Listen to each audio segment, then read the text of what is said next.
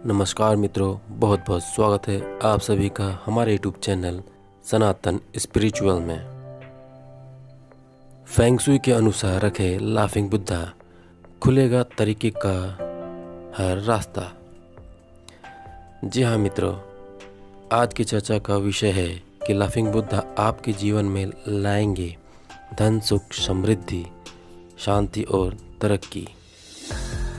मित्रों, आज का जो विषय है बहुत ही इंटरेस्टिंग होने वाला है, क्योंकि हम बात करेंगे अलग अलग लाफिंग बुद्धा की, जिससे कि आपके जीवन में धन, सुख, शांति, समृद्धि और तरक्की लाफिंग बुद्धा के मदद से ला सके। तो चलिए शुरू करते हैं आज का वीडियो। मित्रों, वैसे तो लाफिंग बुद्धा को आप बाज़ार मार्केट में कई अलग अलग रूपों में देखा ही होगा, जैसे कि हंसते हुए, बैठे हुए, अपने दोनों हाथों को ऊपर उठाए हुए और कंधे पर धन की पोटली को उठाए हुए। अब इनमें से कौन से लाफिंग बुद्धा को किस स्थान पर रखें जिससे कि आपको अपेक्षित लाभ मिल सके। फेंग शुई शास्त्र के अनुसार लाफिंग बुद्धा हमारे घर में रखना शुभ माना जाता है। ऐसा माना जाता है कि लाफिंग बुद्धा हमारे घर में रखने से घर में हमेशा के लिए सुख, शांति बनी रहती है और घर में सकारात्मकता, ऊर्जा का संचार बना रहता है।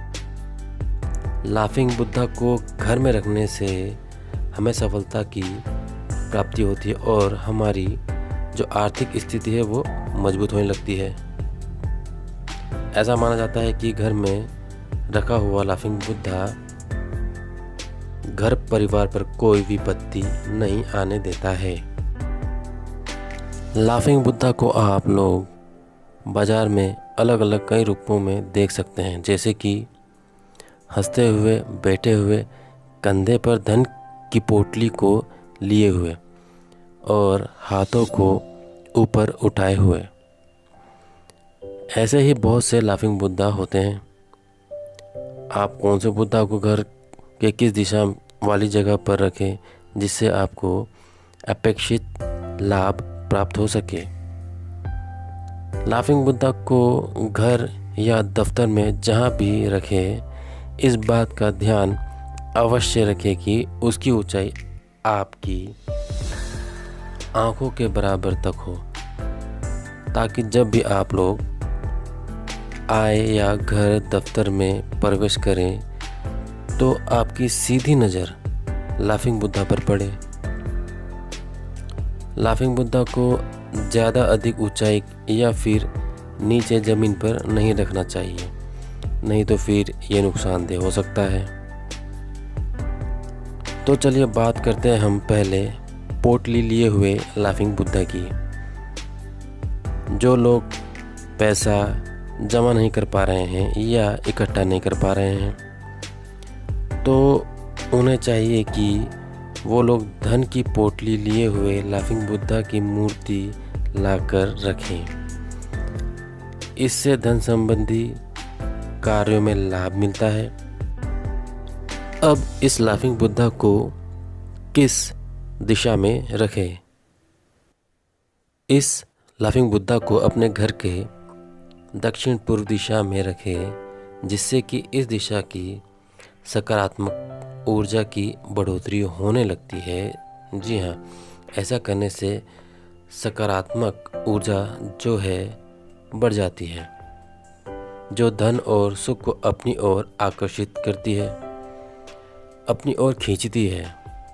घर में रहने वालों की आमदनी में बढ़ोतरी होती है। ये तो बात हुई पोटली वाले बुद्धा की। अब बात करते हैं दोनों हाथ ऊपर उठाए हंसते हुए लाफिंग बुद्धा की।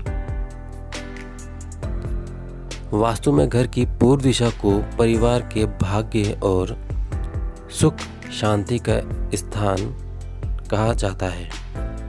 अगर आप सभी लोग अपने घर के परिवार के सदस्यों के बीच आपसी प्रेम और तालमेल बढ़ाना चाहते हैं तो एक हंसते हुए लाफिंग बुद्धा को पूर्व दिशा में रखें जो अपने दोनों हाथों को उठाकर हंस रहे हो। इसके प्रभाव से न केवल आपके जीवन में सुकून और शांति बरकरार रहेगी, साथ ही साथ आपके घर का माहौल भी अच्छा बना रहेगा। ये तो बात हुई दोनों हाथों को ऊपर उठाए हंसते हुए लाफिंग बुद्धा की। तो चलिए अब हम बात करते हैं दोनों हाथों में कमंडल लिए हुए लाफिंग बुद्धा की। अगर आपके कड़ी मेहनत या कठोर परिश्रम के बाद भी आपको अपने कामों में सफलता नहीं मिल पा रही है तो दोनों हाथों में कमंडल लिए हुए लाफिंग बुद्धा की मूर्ति को घर में रखनी चाहिए। आप इसे बच्चों के कमरों में भी रख सकते हैं। अब बात करते हैं ड्रैगन पर बैठे हुए लाफिंग बुद्धा की। अगर आपको लगता है कि आपके घर में किसी ने जादू टोना किया हुआ है या फिर किसी की बुरी नज़र आपके घर पर या फिर परिवार वालों पर पड़ रखी है तो आपको अपने घर पर ड्रैगन पर बैठे हुए लाफिंग बुद्धा को अपने घर में रखना चाहिए जिससे आपको फ़ायदा हो सके। ये तो बात हुई ड्रैगन पर बैठे हुए लाफिंग बुद्धा की। अब बात करते हैं हाथ में वू लू लिए हुए लाफिंग बुद्धा की। अगर आप अक्सर बीमार रहते हैं या फिर आपके घर पर आपका कोई परिवार का सदस्य अक्सर बीमार रहता है तो शीघ्र स्वास्थ्य लाभ के लिए हाथ में वू लू लिए हुए लाफिंग बुद्धा को उस बीमार व्यक्ति के तकिए या सिरहानी के पास रख देना चाहिए जिससे कि वह सदस्य जल्द से जल्द ठीक हो सके। मित्रों, इसमें एक बात और है जो कि कई लोगों का मानना है कि लाफिंग बुद्धा को कोई गिफ्ट में दे या उपहार में दे तो ही ये लाभ देता है, लेकिन ये गलत धारणा है। ये एक मिथ है। ऐसा नहीं है कि कोई आपको गिफ्ट में लाफिंग बुद्धा को देगा तो ही यह लाभ देगा, ऐसा नहीं है। आप स्वयं जाकर खुद बाजार से दुकान से लाफिंग बुद्धा की मूर्ति को ला सकते हैं और अपने घर पर और ऑफिस दफ्तर पर लाकर रख सकते हैं। तो मित्रों, ये था कुछ लाफिंग बुद्धा के विषय के बारे में। आशा है आप लोगों को ये जानकारी अच्छी लगी हो। तो अब हम आप लोगों से विदा लेते हैं। फिर मिलेंगे अगले किसी नए विषय पर चर्चा करने के लिए अगली वीडियो में। धन्यवाद।